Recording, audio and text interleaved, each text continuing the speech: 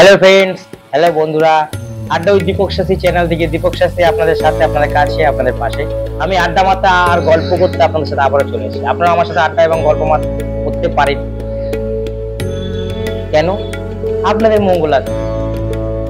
আমি আপনাদের সাথে গল্প বা আড্ডা মারতে কেন আসি? আপনাদের কিছু না কিছু উপকার দিই। আজকাল যুগে আমরা নিজেরা এতটা ব্যস্ত হয়ে গেছি যে কোনো কাজে, যে আমাদের সর্বনাশ আমরা নিজেরা ডেকে নিয়ে আসছি। বছর পর বছর আমরা খেটে যাচ্ছি, রোজগার করছি, চেষ্টা করছি, এফোর্ট দিচ্ছি প্রচুর, কিন্তু কোনো রকমের ফল হচ্ছে না। নেট ফল জিরো, লাস্ট পর্যন্ত সবকিছুতে জিরো। টাকা রাখতে পারছে না, বাড়িতে অশান্তি শেষ হচ্ছে না, লোনে জড়িয়ে যাচ্ছে, দেনায় জড়িয়ে যাচ্ছে, সবার সাথে অশান্তি। আপনাদের ভুলের দোষে হচ্ছে না তো এগুলো? এখন তো কুল দেব দেবীর সব ব্যাপারটা সবাই ভুলে গেছে। আপনারা ভুল করে আপনার কুল দেব দেবী বা কুল দেবতার রুষ্টতে পড়েনি তো। তারা রুষ্ট হয়েছে বা তুষ্টতে আছে, তারা আপনাদের উপর রুষ্ট হয়েছেন। দেখবেন অনেকের বাড়িতে বছর বছর কালী পুজো হয়, সারা বছর পুজো হতো, হঠাৎ করে আপনি বন্ধ করে দিয়েছেন। তারপর থেকে হয়তো এক বছর ভালো গেছিল, তারপর থেকে আপনার খারাপ। আপনার ওটাই কুলদেবী, আপনি এই পুজোটা ছেড়ে দিয়েছেন। সেটাকে পুনরায় ফিরে নিয়ে আসুন। আপনার কুলদেবী আপনার উপর মানে তুষ্ট হয়েছে বলে আপনি আজকের ভিখারির দোরগোড়ায় চলে গেছেন। আপনার বাড়ি বছর বছর শিব ঠাকুরের পুজো হতো, আপনি সেই পুজোটাকে বন্ধ করে দিয়েছেন। বা আপনার পরিবার করতো, আপনি বিয়ের পরে আপনি সেটা ভুলে গেছেন, করতে চাইছেন না।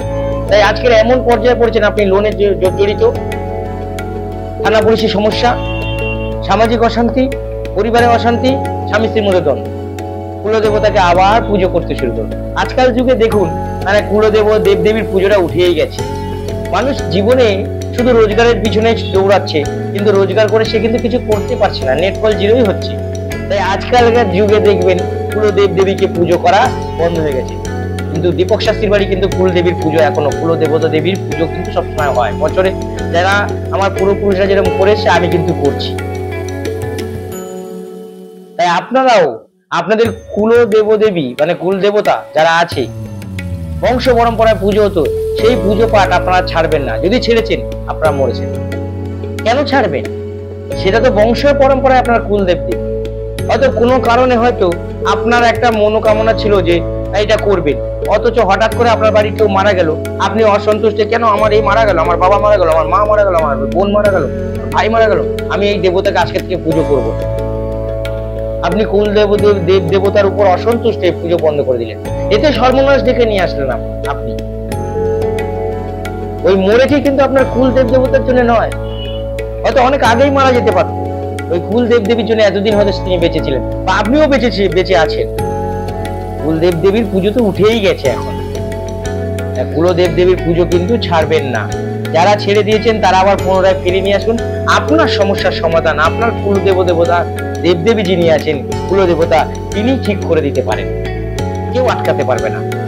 যারা অভাব অনটনে পড়েছেন, তারা পূর্বপুরুষের কাছে জানুন যে আমাদের কুল দেবদেবী কে আছে, তার পুজো শুরু করুন। যদি তার পুজো আপনি বছরে ক্রিয়া না করতে পারেন, বাড়িতে না করতে পারেন, কোনো মন্দিরে গিয়ে অন্তত মাসে একবার বা সপ্তাহে একবার পুজো দিয়ে আসুন। আপনার কুলদেব দেবী সন্তুষ্ট হলে আপনি যে অভাব অনটনে আছেন, যে লোনে পড়ে আছেন, যে বিপদে আছেন, সেখান থেকে আপনি উদ্ধার হবেন এবং আপনার কুল দেব দেবী আপনাকে উদ্ধার করবেন। এটা পরীক্ষিত করা চ্যালেঞ্জ করে বলছি। নিজেদের কুল দেব দেবী বা কুল দেবতা কে আপনাদের পরিবার থেকে জেনে নিয়ে আপনি নিজের মতন করে পুজো করুন। কে কিরকম করছে জানার দরকার নেই, আপনি হবেন সৌভাগ্যবান বা ভাগ্যবান। এরকম অনুষ্ঠান দেখতে আপনারা চ্যানেলটাকে সাবস্ক্রাইব করবেন। এরকম সমস্যা থাকলে আপনারা লাইক করে আপনারা সাবস্ক্রাইব করুন এবং লিখুন কমেন্ট বক্সে যে আমার এই সমস্যা আছে। দীপক শাস্ত্রী তো আছে আপনার পাশে, কাছে, আপনার সাথে গল্প করার জন্য। আপনার সাথে তো আমি গল্প করবো, আপনি তো আমার সাথে গল্প করবেন। আপনার সাথে আড্ডা মারবো, আপনিও আমার সাথে আড্ডা মারবেন। তাই আজ এই পর্যন্ত। আবারও আপনাদের জন্য আপনাদের কাছে পাশে সাথে থাকবো অন্য অনুষ্ঠান নিয়ে।